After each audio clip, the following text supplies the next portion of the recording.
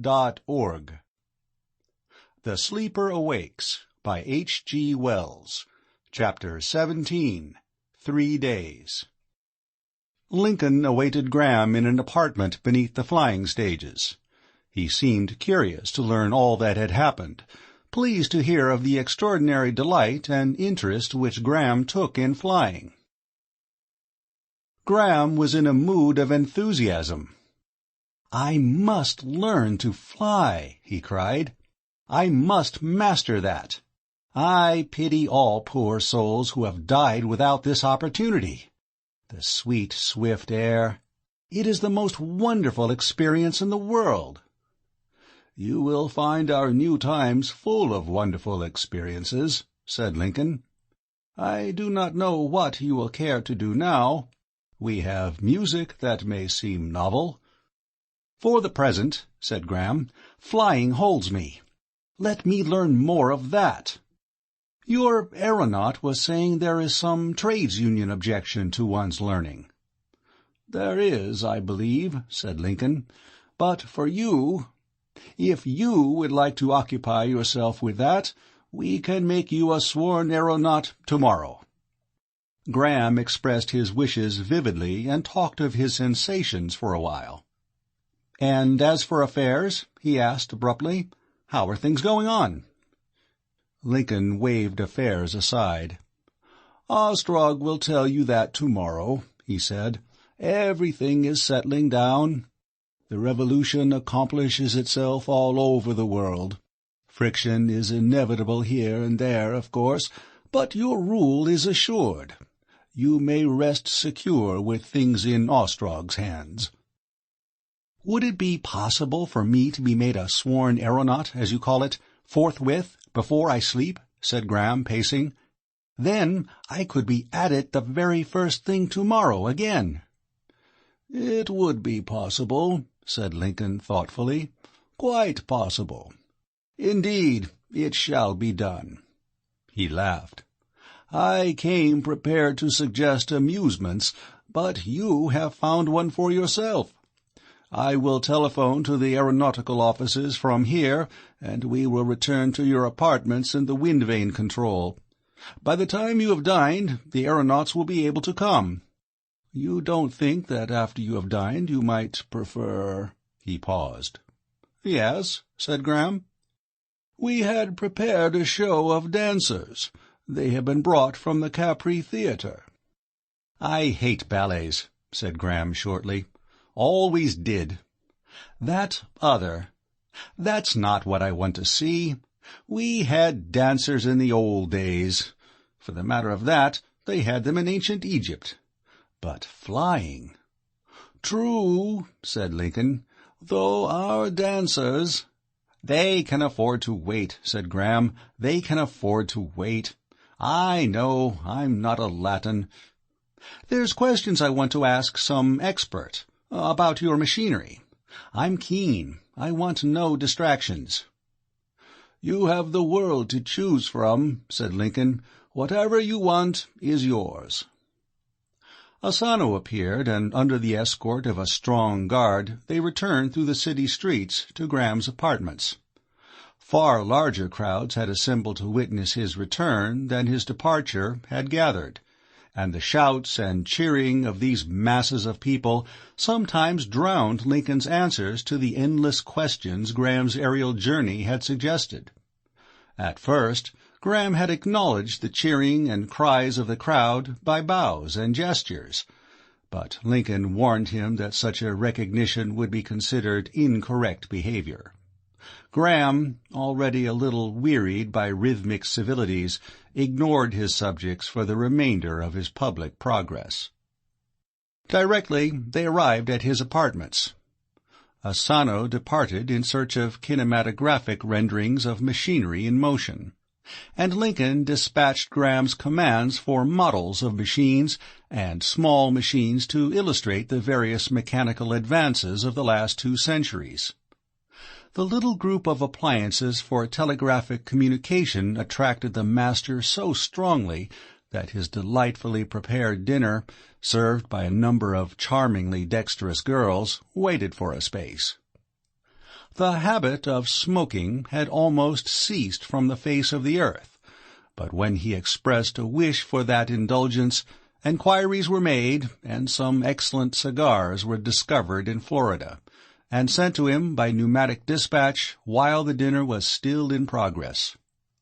Afterwards came the aeronauts, and a feast of ingenious wonders in the hands of a latter-day engineer. For the time, at any rate, the neat dexterity of counting and numbering machines, building machines, spinning engines, patent doorways, explosive motors, grain and water elevators, slaughterhouse machines, and harvesting appliances was more fascinating to Graham than any bayadere. "We were savages," was his refrain. "We were savages.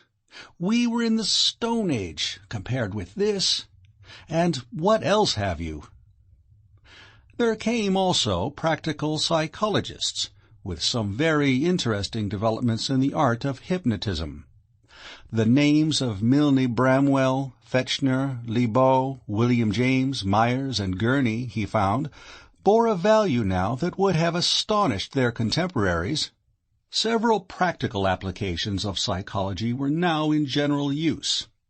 It had largely superseded drugs, antiseptics, and anesthetics in medicine, was employed by almost all who had any need of mental concentration. A real enlargement of human faculty seemed to have been effected in this direction. The feats of calculating boys, the wonders, as Graham had been wont to regard them, of mesmerizers, were now within the range of anyone who could afford the services of a skilled hypnotist. Long ago, the old examination methods in education had been destroyed by these expedients.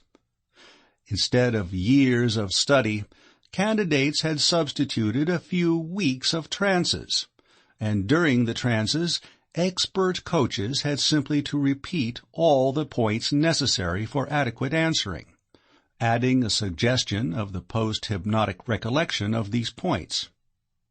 In process mathematics particularly, this aid had been of singular service, and it was now invariably invoked by such players of chess and games of manual dexterity as were still to be found. In fact, all operations conducted under finite rules, of a quasi-mechanical sort that is, were now systematically relieved from the wanderings of imagination and emotion, and brought to an unexampled pitch of accuracy. Little children of the laboring classes, so soon as they were of sufficient age to be hypnotized, were thus converted into beautifully punctual and trustworthy machine-minders, and released forthwith from the long, long thoughts of youth. Aeronautical pupils, who gave way to giddiness, could be relieved from their imaginary terrors. In every street were hypnotists ready to print permanent memories upon the mind. If anyone desired to remember a name, a series of numbers, a song, or a speech, it could be done by this method. And, conversely, memories could be effaced, habits removed, and desires eradicated. A sort of psychic surgery was, in fact, in general use. Indignities, humbling experiences were thus forgotten. Widows would obliterate their previous husbands. Angry lovers released themselves from their slavery. To graft desires, however, was still impossible, and the facts of thought transference were yet unsystematized. The psychologists illustrated their expositions with some astounding experiments in mnemonics, made through the agency of a troop of pale-faced children in blue. Graham, like most of the people of his former time, distrusted the hypnotist, or he might then and there have eased his mind of many painful preoccupations. But in spite of Lincoln's assurances, he held to the old theory that to be hypnotized was in some way the surrender of his personality, the abdication of his will. At the banquet of wonderful experiences that was beginning, he wanted very keenly to remain absolutely himself. The next day, and another day, and yet another day passed in such interests as these. Each day Graham spent many hours in the glorious entertainment of flying. On the third, he soared across Middle France, and within sight of the snow-clad Alps. These vigorous exercises gave him restful sleep. He recovered almost wholly from the spiritless anemia of his first awakening. And whenever he was not in the air and awake, Lincoln was assiduous in the cause of his amusement. All that was novel and curious in contemporary invention was brought to him, until at last his appetite for novelty was well nigh glutted. One might fill a dozen inconsecutive volumes with the strange things they exhibited. Each afternoon he held his court for an hour or so. He found his interest in his contemporaries becoming personal and intimate. At first he had been alert chiefly for unfamiliarity and peculiarity. Any foppishness in their dress, any discordance with his preconceptions of nobility in their status and manners had jarred upon him. And it was remarkable to him how soon that strangeness and the faint hostility that arose from it disappeared. How soon he came to appreciate the true perspective of his position, and see the old Victorian days remote and quaint. He found himself particularly amused by the red-haired daughter of the manager of the European piggeries. On the second day after dinner he made the acquaintance of a latter-day dancing girl, and found her an astonishing artist. And after that, more hypnotic wonders. On the third day, Lincoln was moved to suggest that the master should repair to a pleasure city, but this Graham declined. Nor would he accept the services of hypnotists in his aeronautical experiments. The link of locality held him to London.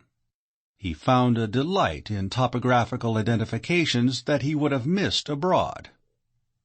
"Here, or 100 feet below here," he could say, "I used to eat my midday cutlets during my London University days. Under here was Waterloo, and the tiresome hunt for confusing trains. Often have I stood waiting down there, bag in hand, and stared up into the sky above the forest of signals, little thinking I should walk some day 100 yards in the air. And now in that very sky, that was once a grey smoke canopy, I circle in a monoplane." During those 3 days, Graham was so occupied with these distractions that the vast political movements in progress outside his quarters had but a small share of his attention. Those about him told him little. Daily came Ostrog, the boss, his Grand Vizier, his mayor of the palace, to report in vague terms the steady establishment of his rule. A little trouble soon to be settled in this city, a slight disturbance in that.